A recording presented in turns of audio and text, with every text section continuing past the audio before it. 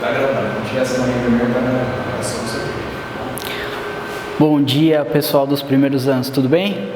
Vamos para a nossa primeira aula online. Então, o tema da aula de hoje são diferenciações das membranas plasmáticas. Antes da gente começar falando isso, eu gostaria de relembrar quais são as três funções básicas de uma membrana plasmática. Então, primeira delas, uma membrana plasmática vai delimitar o espaço celular. Ela vai dizer o tamanho, a forma que essa célula apresenta. Segunda função, essa membrana vai selecionar quem entra e quem sai da célula, tudo bem? E a terceira função é proteção da célula contra a ação de micro-organismos ou contra choques mecânicos, tudo bem? Vou projetar aqui para vocês. Lembrem, vocês já estudaram isso, eu só estou relembrando a estrutura aqui para a gente entender melhor o próximo tópico. Então, olha só, a membrana plasmática, gente, a gente está falando dessa porção da célula, que é uma ampliação, é um esquema, tudo bem? Então, a membrana plasmática é uma estrutura formada por uma bicamada de fosfolipídios. Então, é uma dupla camada de fosfolipídios entremeada por proteínas que atravessam essa membrana. Além disso, essa membrana plasmática apresenta os carboidratos em cima das glicoproteínas, formando o que a gente chama de glicocálix. Então, olha só, deixa eu apagar aqui para não atrapalhar. Esse modelo já foi visto anteriormente, nós chamamos de mosaico fluido. Olha só o detalhe aqui da bicamada fosfolipídica para vocês. Então, imagina que aqui é a continuação da membrana plasmática. Vamos pegar só um detalhe de um pedacinho. Então, você tem aqui uma dupla camada ou bicamada dessa estrutura chamada fosfolipídio. O fosfolipídio tem duas porções principais. A cabeça, que é formada por um grupamento fosfato, e a cauda, que tem característica lipídica, tudo bem? Olha só que interessante. A cabeça, por apresentar esse grupamento fosfato, ela tem afinidade com a água. Ela tem uma característica química polar, ou seja, ela tem afinidade com substâncias que são polares. A cauda já tem a característica oposta, ela é apolar. Olha só que interessante. Cauda apolar, não tem afinidade com a água.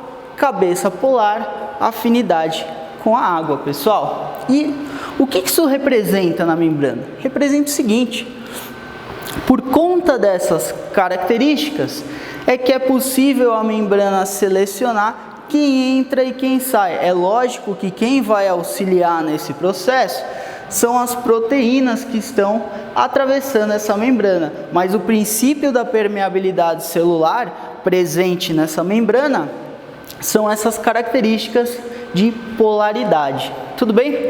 Vamos lembrar do seguinte: imagina que você almoçou lá na casa da sua avó e ela pediu para você lavar a louça. E você comeu uma coisa muito gordurosa que acabou sujando o prato. Você consegue limpar essa gordura do prato só com água? Não. O que você precisa fazer?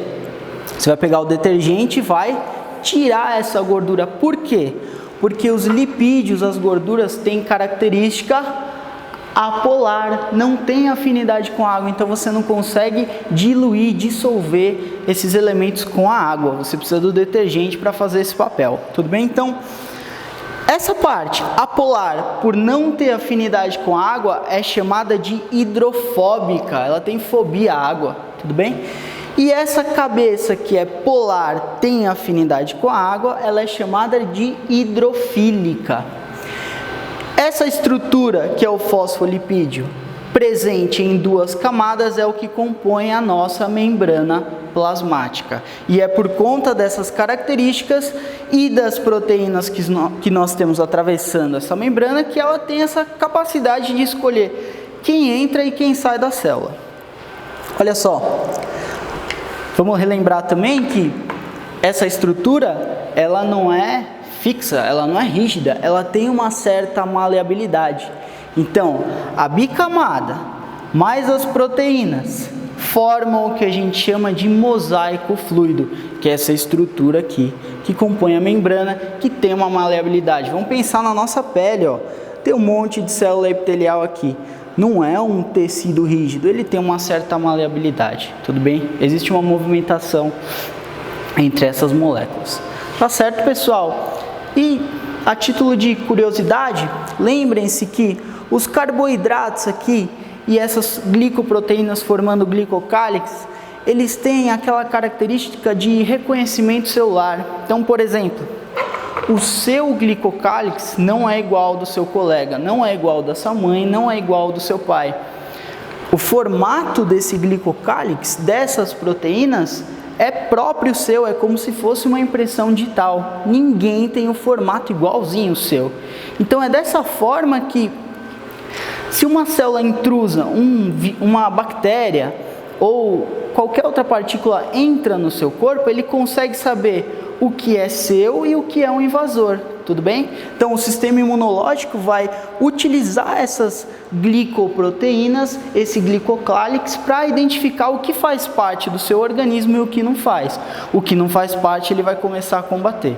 Então olha só que curioso, olha só que interessante, quantas coisas nós temos na membrana plasmática e olha a importância dessa estrutura para a célula.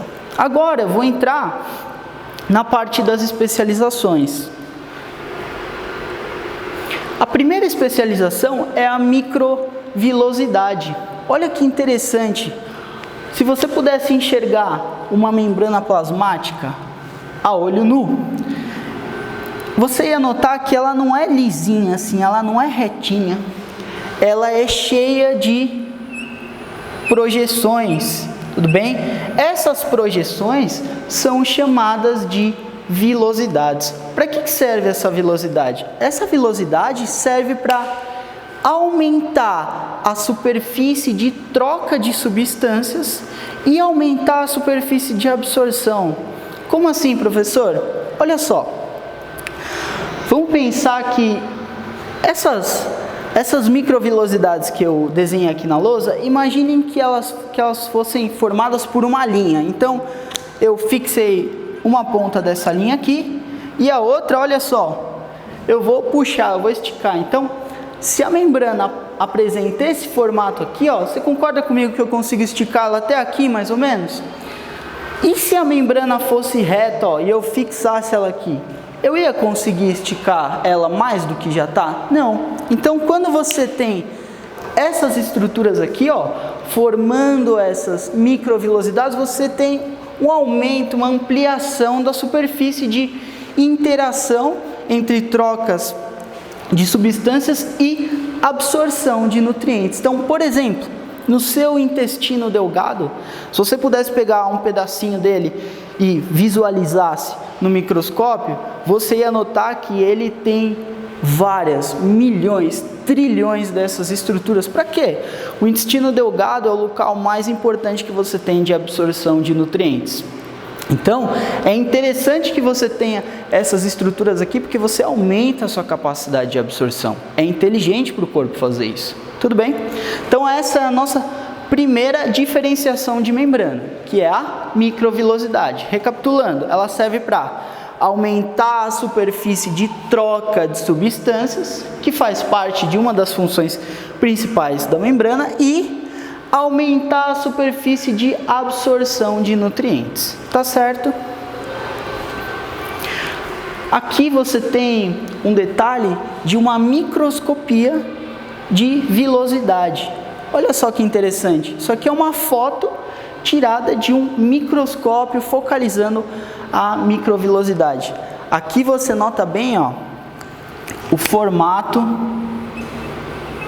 dessas microvilosidades. E dá para perceber também que a célula é cheia dessas estruturas. Próxima especialização de membrana, interdigitações. Olha que interessante, pessoal. Se você observar aqui, entre duas células, você tem essas estruturas formando uma espécie de coesão entre essas duas células. Por que isso é importante? Olha só, amplia a superfície de contato entre duas células adjacentes e colabora para a junção celular e também para a comunicação entre células vizinhas. Imagine que o corpo é uma enxurrada de reações químicas e metabólicas. Então, é importante ter comunicação entre as células? Sim, isso é uma das formas de comunicação, além de servir para ajudar nessa coesão entre as células. Então, é muito interessante para o tecido quando ele apresenta essas interdigitações. Tudo bem? E a nossa última especialização de membrana são os desmossomos ou desmossomos. A função é bem parecida com essa estrutura que a gente viu anteriormente, com as interdigitações. Só que o desmossomo, ele apresenta uma quantidade e uma forma diferenciada de fibras entre as células. Isso contribui para a coesão das células também, assim como as interdigitações. Só que os desmossomos, eles estão presentes em locais que a gente tem muita tensão, muita pressão e muita tração no tecido.